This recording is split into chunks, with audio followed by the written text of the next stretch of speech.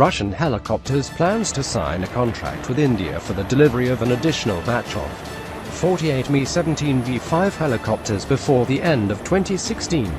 India and Russia have begun negotiations on a contract to deliver 48 additional Mi-17V5 helicopters, the Indian ambassador to Moscow, Pankaj Saran, said.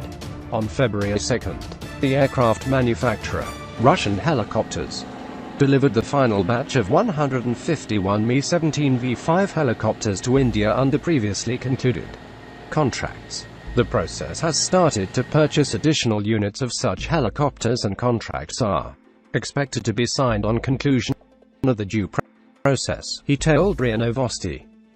The ambassador added that he does not see any major problems in reaching the agreement on the deal.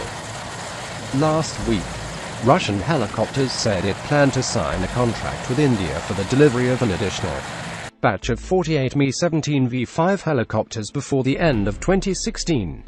The Mi-17V5 helicopter is the latest model in Russia's Mi-8/17 helicopter family.